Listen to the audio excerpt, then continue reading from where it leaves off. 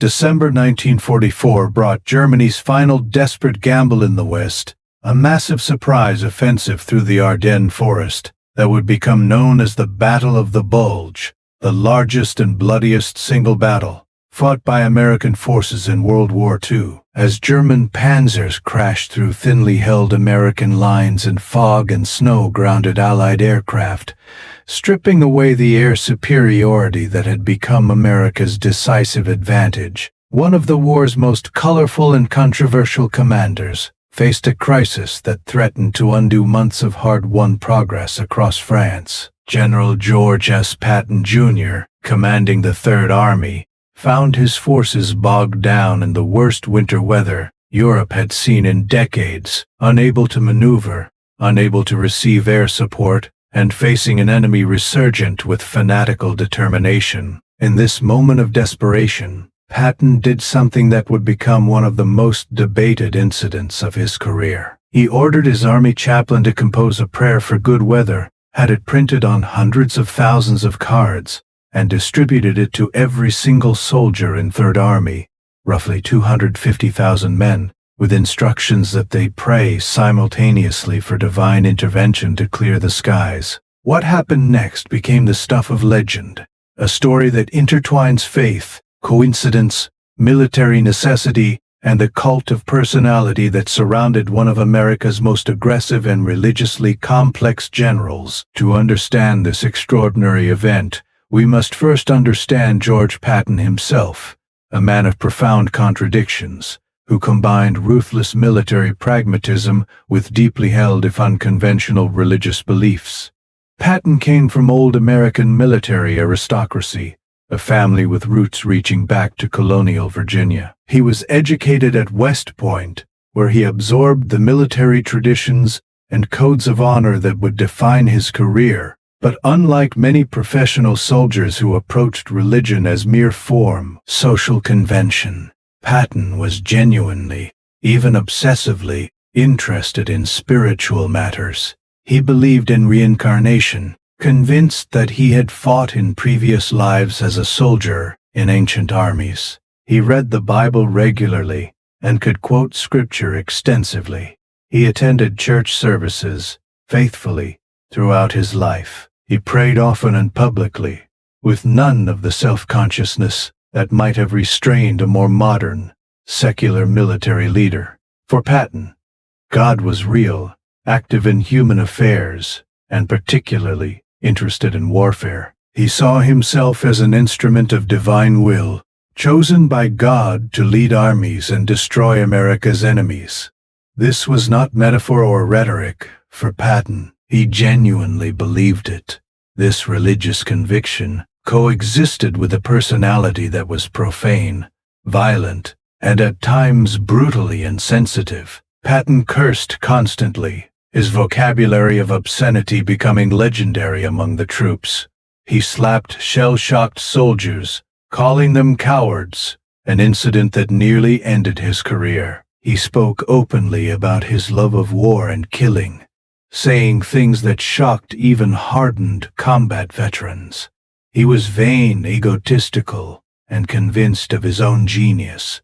Yet this same man prayed before every major operation, credited God with his victories, and genuinely believed that divine providence guided his decisions and protected his forces. Understanding Patton requires holding these contradictions in tension, recognizing that he was both a profoundly religious man and a figure whose behavior often seemed anything but Christian. By December 1944, Patton had led Third Army on a spectacular drive across France following the Normandy breakout. His forces had covered more ground faster than any army in modern military history, liberating thousands of square miles of territory and destroying or capturing enormous numbers of German troops.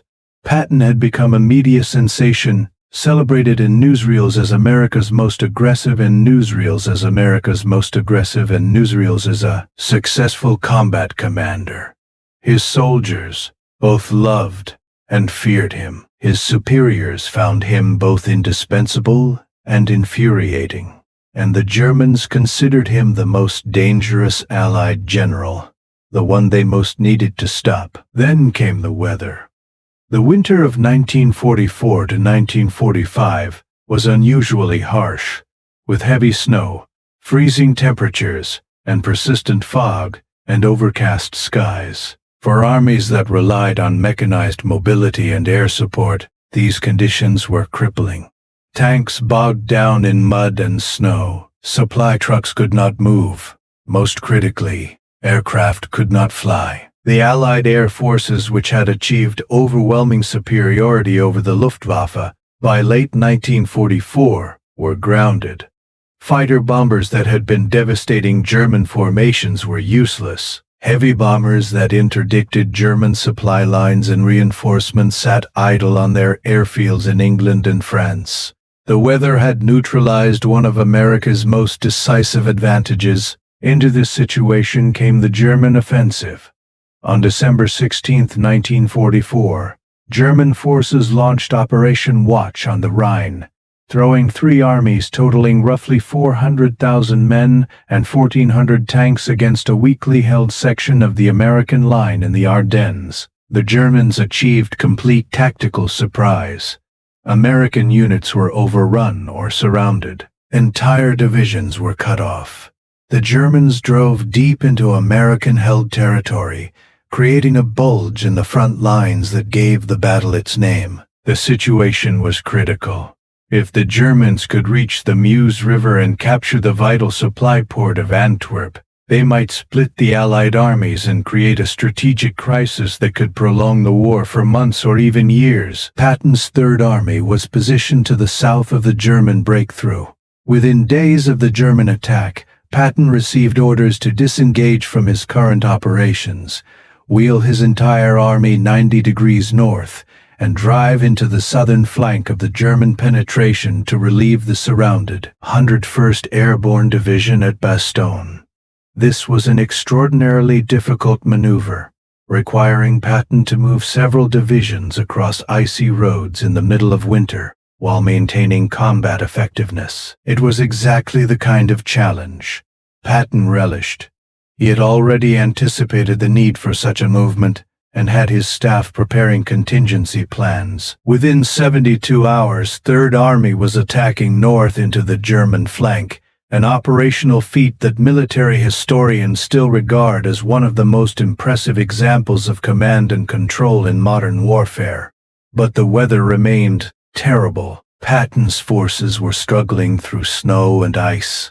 The Germans, fighting with desperate ferocity, were contesting every mile. Most frustratingly, the fog and overcast continued to ground Allied aircraft.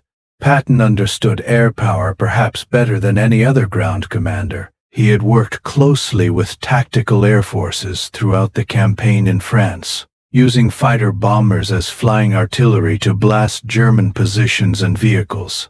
He knew that if the skies would clear, his aircraft could devastate the exposed German columns and turn the tide of battle decisively. But day after day the weather remained foul. Patton, never a patient man, grew increasingly frustrated. It was in this context that the prayer incident occurred. According to the most detailed accounts, which come primarily from Patton's own diary and the memoirs of his staff officers, Patton summoned his Third Army chaplain, Colonel James H. O'Neill, to his headquarters on December 8, 1944, even before the German offensive began but after the weather had turned bad and was hampering operations. Patton told O'Neill that he wanted a prayer for good weather. O'Neill, who had served with Patton for some time and understood his commander's religious sensibilities, initially suggested that praying for good weather to kill enemy soldiers might not be entirely appropriate from a theological standpoint. Patton's response was characteristically blunt. He told O'Neill that he wanted a prayer, that the prayer should ask God for good weather, and that O'Neill's job was to write it, not to question the propriety of the request. O'Neill, recognizing both the direct order and Patton's genuine religious conviction, composed the prayer. The prayer itself was simple and direct. reflecting both military necessity and genuine piety. It read, "Almighty and most merciful Father, we humbly beseech Thee of Thy great goodness to restrain these immoderate rains with which we have had to contend. Grant us fair weather for battle. Graciously hearken to us as soldiers who call upon Thee, that armed with Thy power, we may advance from victory to victory and crush the oppression and wickedness of our enemies and establish Thy justice among men and nations. Amen."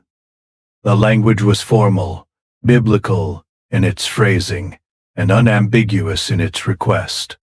It asked God directly to change the weather and to grant military victory. It identified the enemy as wicked and oppressive, and it framed the Allied cause as God's cause, the establishment of divine justice. This was not a subtle prayer, or one that left room for divine mystery. It was a direct petition for intervention in human affairs, specifically in military affairs, asking God to take sides in a war between nations. Patton approved the prayer and ordered it printed. Third Army Headquarters arranged for hundreds of thousands of copies to be produced on small cards that soldiers could carry. On the reverse side of each card was printed a Christmas greeting from Patton to his troops. The cards were distributed throughout Third Army, reaching frontline infantry divisions, tank units, artillery battalions, support troops, everyone. The distribution was systematic and thorough, using the same logistics network that supplied ammunition and food. Each soldier received a card. According to the accounts, Patton ordered that all troops should pray this prayer, creating a moment of simultaneous mass prayer across an entire army. The psychological and spiritual significance of this act is difficult to overstate. Patton was ordering 250,000 men to pray together for the same thing, at roughly the same time. This was not merely encouraging soldiers to pray individually, which was common enough. This was organizing prayer as a military operation, with the same systematic planning and execution that might be applied to an artillery barrage or an infantry assault. Patton was treating prayer as a weapon, a tool to be employed for military advantage. Whether this approach to prayer was theologically sound is a question that troubled some military chaplains then and has troubled religious thinkers since. Can God be commanded or manipulated through collective prayer? Is it appropriate to ask God to kill one's enemies? Does mass prayer organized by military authority represent genuine faith or merely another form of psychological warfare? But for Patton, these questions were irrelevant or already answered. He believed God responded to prayer, that God cared about the outcome of battles, and that asking for divine assistance was both appropriate and effective. He had prayed before every major operation of his career and had won every major battle. From his perspective, prayer worked. Why would he not employ it now, when the stakes were so high and the weather was so critical? The weather broke on December 23, 1944, just days after the prayer cards were distributed and after the German offensive had reached its maximum extent. The fog lifted, the skies cleared, and Allied aircraft swarmed into the air by the thousands. Fighter bombers attacked German columns mercilessly, destroying tanks, trucks, and artillery pieces. Heavy bombers struck German supply lines and reinforcements. Transport aircraft dropped supplies to surrounded American units. The Luftwaffe, making a desperate effort to contest. Allied air superiority was shot from the skies. The weather remained clear for several crucial days, during which Allied air power inflicted devastating losses on German forces that had been advancing with relative impunity under cover of fog and clouds. Patton's forces, now able to coordinate with close air support, drove harder into the German flank.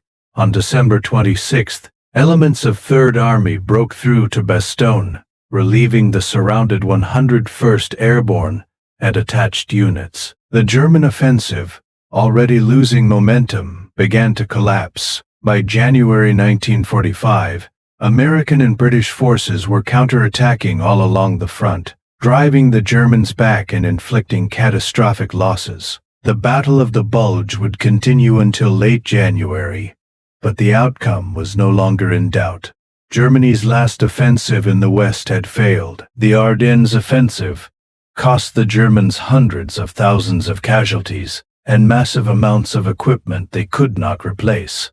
The road to the Rhine and into Germany itself now lay open. Patton immediately and publicly credited the prayer with changing the weather. In his diary, in conversations with staff officers, and in communications with superiors, he insisted that the prayer had worked, that God had answered the collective petition of Third Army. He even awarded O'Neill a Bronze Star for writing the prayer, a decoration that would normally be given for valor in combat or exceptional service under difficult conditions.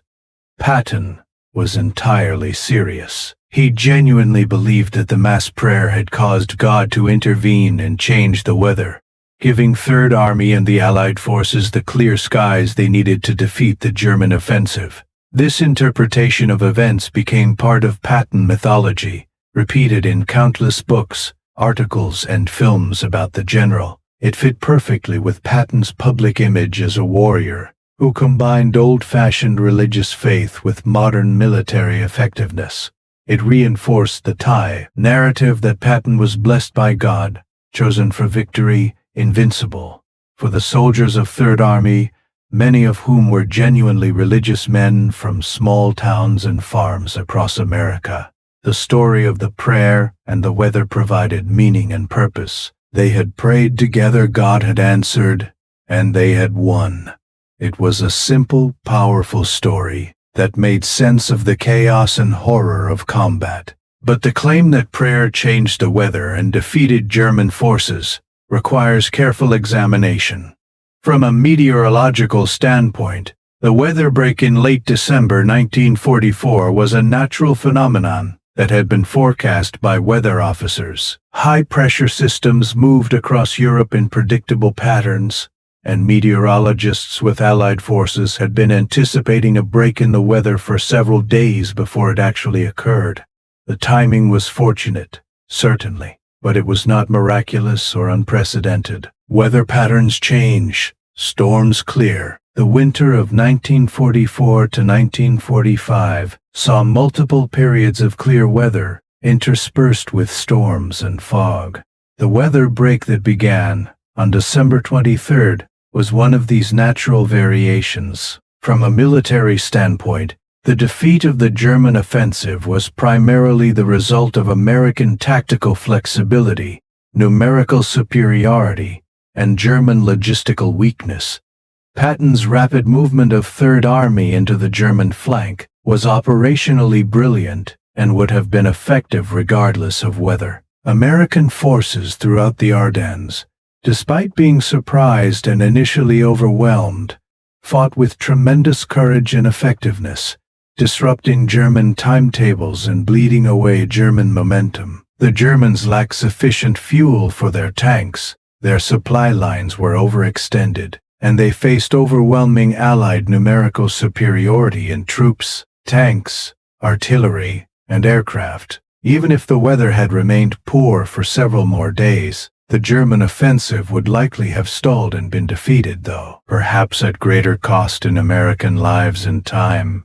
The role of Allied air power, while significant, was not singularly decisive. Air attacks certainly hastened German defeat and inflicted substantial losses, but German forces were already in trouble before the weather cleared. They had failed to capture crucial road junctions, failed to seize fuel dumps they desperately needed, and failed to maintain their initial momentum. The weather break and the resulting air attacks were important factors in Allied victory, but not the only factors, or necessarily even the most important factors. Yet for Patton, and for many of his soldiers, these rationalistic explanations missed the point. They had prayed, the weather had cleared, and they had won. Whether God had directly caused the weather change, or had simply allowed natural processes to unfold at a propitious moment, the result was the same. Their prayer had been answered. This faith-based interpretation of events was not susceptible to meteorological or military analysis, because it operated on a different plane of understanding. Faith does not require proof, and from the perspective of faith, the timing of the weather break was too perfect to be mere coincidence. The question of whether German POWs were defeated by this mass prayer, as the premise suggests, is more complex and metaphorical than literal. The German soldiers fighting in the Ardennes were not defeated by prayer directly. They were defeated by American infantry, tanks, artillery, and aircraft. They were defeated by logistics, by overextended supply lines and insufficient fuel. They were defeated by the courage of American soldiers who held positions against overwhelming odds at places like Bastogne and Saint's overwhelming odds. They were defeated by the operational brilliance of commanders like Patton, who moved entire armies with remarkable speed and precision. But in another sense, if one accepts the premise that prayer changed the weather, and that the weather change was decisive in German defeat, then one could argue that prayer was indeed a causal factor in that defeat. The German soldiers who surrendered after the offensive collapsed, who became POWs in the thousands as their units were surrounded and destroyed, were prisoners partly because the weather had cleared and Allied aircraft had devastated their formations. If prayer caused the weather to clear, then prayer contributed to their defeat and capture. This logical chain depends entirely on accepting the initial premise that collective prayer can influence natural phenomena and that God responds to such prayers by altering physical reality. The story of Patton's prayer became propaganda, both during and after the war. It was exactly the kind of story that Americans wanted to hear, combining faith, courage, and victory in a simple narrative. It suggested that God was on America's side, that American soldiers were not just fighting for national interest, but for divine purposes, and that faith was a source of strength that could overcome even the worst circumstances. For a nation at war, these messages were powerful and valuable. They boosted morale, encouraged religious devotion, and reinforced the sense that the war was a righteous cause. For German POWs who heard this story, and some certainly did during interrogations or in POW camps where they interacted with American personnel, the reaction must have been complex. Some might have dismissed it as American superstition or propaganda. Others, particularly those who were themselves religious Christians, might have been troubled by the implication that God had sided with their enemies. The theology of the situation was deeply problematic. Both German and American soldiers were largely Christian. Both prayed to the same God. Both asked for victory and protection. Yet only one side's prayers had apparently been answered, if one accepted the American interpretation of events. This raised uncomfortable questions about why God would favor one Christian nation over another, questions that challenged simplistic notions of divine providence in warfare. Some German soldiers might have interpreted their defeat in the Ardennes as divine judgment on Nazi Germany, a sign that God opposed Hitler's regime and supported the Allies. This interpretation would have been consistent with Christian theology about God using foreign nations as instruments of judgment, a theme common in the Old Testament. But accepting this interpretation meant accepting that Germany had been in the wrong, that the Nazi cause was unjust, and that their defeat was deserved. This was a psychologically and morally difficult position for German soldiers to accept, particularly those who had fought bravely and suffered terribly for their country. The broader question of whether God intervenes in warfare, answering prayers for military victory, has troubled theologians throughout history. Traditional Christian teaching holds that God is sovereign over all events, including battles and wars, but also that God's ways are mysterious and not always aligned with human desires or expectations. The Bible contains numerous accounts of God granting military victory to those who prayed, but also accounts of faithful people suffering defeat and persecution. The attempt to claim divine favor based on military outcomes is theologically risky because it suggests that might makes right, that victory proves righteousness, and that God's blessing can be measured in body counts and territory conquered. Yet for soldiers facing death in combat, these theological subtleties often matter less than the immediate psychological and spiritual need for meaning and protection. Patton understood this instinctively. Whatever the theological sophistication or lack thereof in his mass prayer campaign, it served a crucial function for his soldiers. It gave them a sense of divine protection and purpose. It united them in a common act of faith. It provided an explanation for their eventual victory that transcended pure materialism and acknowledged the spiritual dimension of their experience. In a war where young men were asked to kill and possibly die, often in conditions of extreme hardship and terror, any source of strength and meaning was valuable. The legacy of Patton's prayer continues to resonate in American military and religious culture.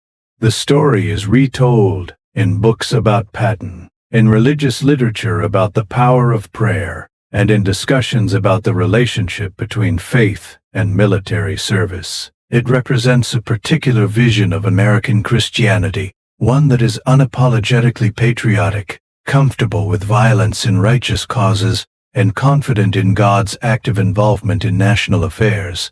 This vision has both supporters and critics. Supporters see it as authentic faith that does not shy away from the harsh realities of warfare and national defense. Critics see it as a dangerous conflation of Christianity with nationalism, a theology that baptizes violence and claims divine sanction for human decisions. What remains historically certain is that Patton ordered the mass prayer, that the prayer cards were distributed to his entire army, that the weather did break shortly after the prayer was distributed, and that Allied forces, including Third Army, went on to defeat the German offensive decisively. Whether these events were connected by divine intervention or by coincidence, whether the prayer was a significant causal factor or merely a memorable anecdote, depends on one's theological and philosophical presuppositions. For those who believe God actively intervenes in human affairs in response to prayer,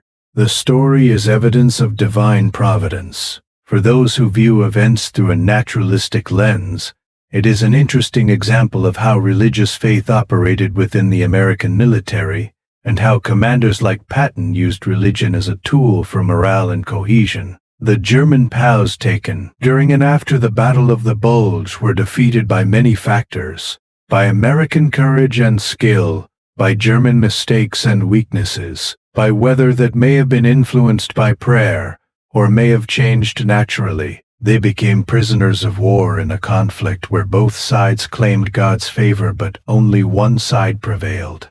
Their defeat marked the end of Germany's last hope for avoiding total defeat in the West, and whether they knew about Patton's mass prayer or not, they lived the consequences of that prayer's apparent answer. The clear skies and devastating air power that helped crush their final offensive and opened the road to Allied victory and German destruction.